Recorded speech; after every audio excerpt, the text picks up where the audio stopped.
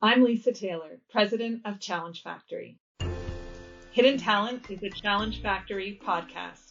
Challenge Factory is grateful for the support of Veterans Affairs Canada through the Veteran and Family Wellbeing Fund.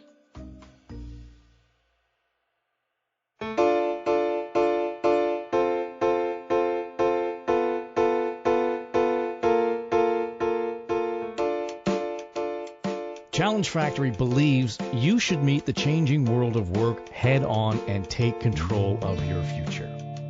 Is your business prepared for the future of work? Well, this podcast series, along with the Challenge Factory Masterclass in Hiring and our Canadian Guide to Hiring Veterans, will help you do just that. Enjoy the show.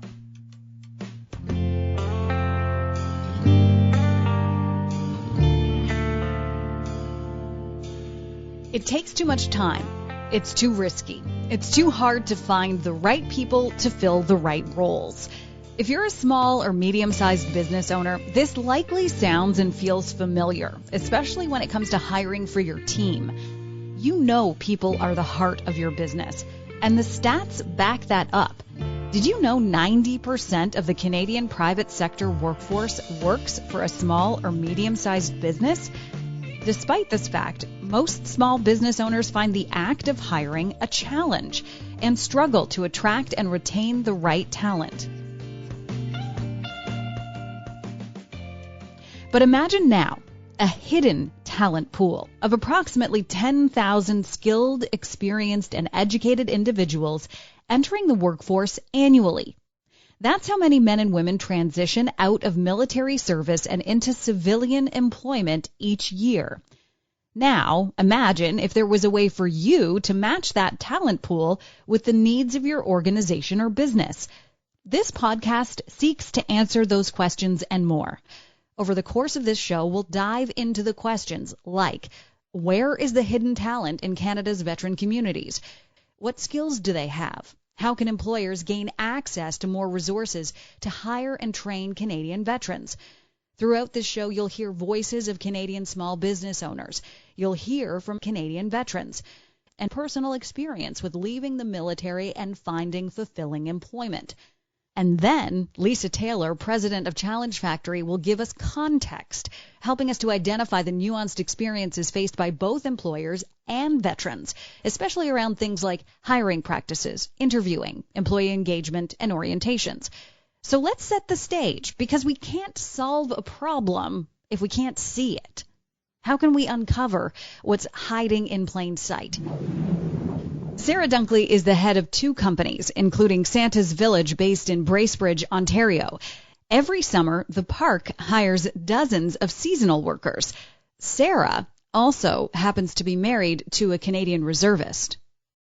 I think, some of the talent we're looking for is very specialized, so it is kind of hard to find some of these people that we need. It sometimes feels like a needle in a haystack in terms of some of the skills that we're looking for. Lisa Taylor of Challenge Factory.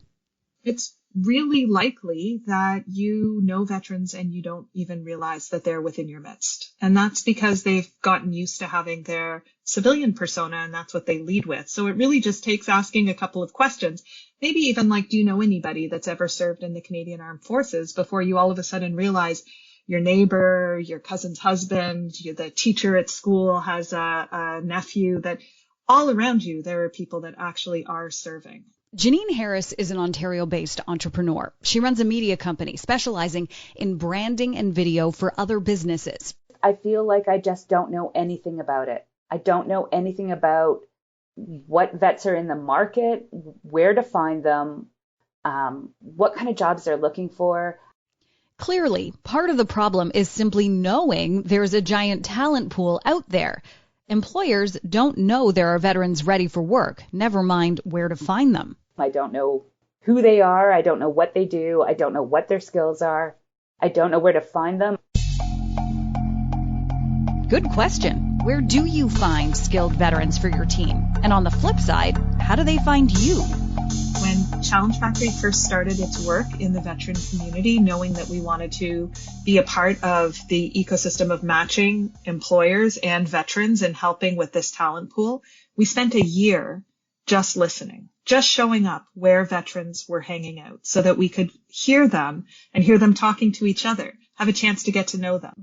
But if your professional network doesn't feel big enough, then the next likely action is to search or post on a job board, which aren't always the most efficient ways to connect with potential hires, especially if you're a time-strapped business owner like Sarah. If I want to reach a candidate who has an experience or who's a chartered accountant, I know where to post that job, right?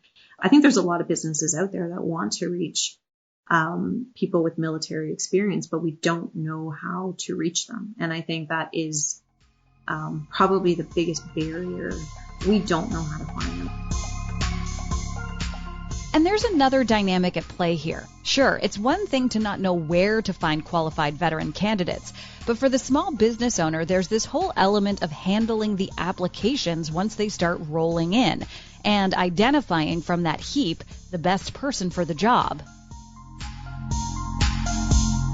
What Sarah's talking about is really what happens when you post a job. So you post a job, you know exactly what you're looking for, and then you get this barrage of resumes and applications. And most of them don't fit what you've asked for.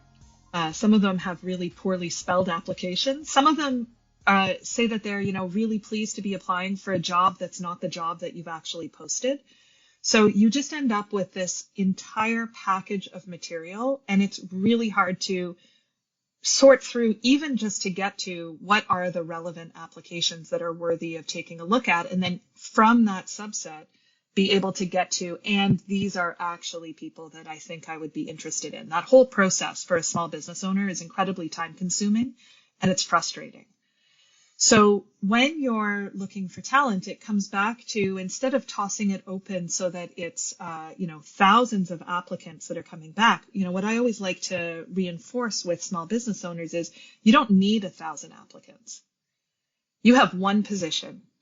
You need to find the person that's going to help you do the best job. Chris Stoyles retired from the Canadian military after 10 years of service. Lisa Taylor at Challenge Factory wants you to listen to how Chris introduces himself. In 2006, I joined the Canadian Special Operations Regiment and served with them until 2010. Multiple deployments to Afghanistan in 07-09. And then I joined the Queen's Own Rifles of Canada as a reserve unit for 4 years as I transitioned out of the military. Within a fairly short period of time of them transitioning out of the military, they start to learn that talking about their military service or their military background is something that's great to do when they're back with their colleagues and friends, but may not necessarily help them when they're talking to prospective employers. So how does a transitioning veteran like Chris highlight his exceptional skills without relying heavily on his military experience? How can a veteran transition from hidden talent to shortlisted talent? In the next episode, we'll hear more from Chris about his experience with job interviews and HR departments and his fears of underemployment or of ending up with a job that didn't make him happy.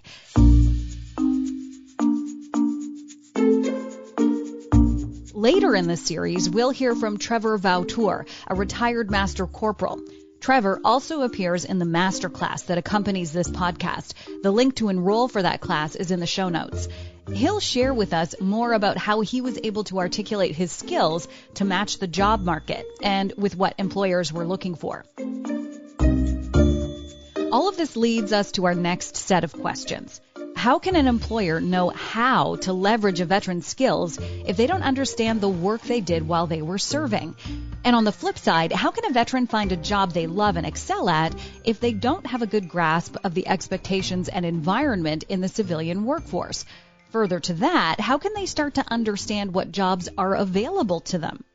Introductions and identities start to play a role in uncovering hidden talent because it's important to know who you're talking to and how to draw out the best candidate you're interviewing.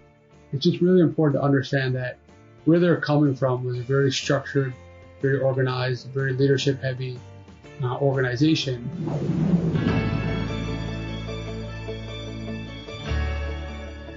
Now that you've listened to our show and have a sense of the depth of the challenges and the potential solutions for hidden talent, we invite you to enroll in the masterclass for employer-tested ways to tap into the hidden talent pool of Canada's veterans. Find out more and sign up by visiting centerforcareerinnovation.ca at the link in the show notes. Reach out to the team at Challenge Factory with your thoughts, ideas, and feedback, especially if you're a small business or military veteran. This podcast is produced by Story Studio Network.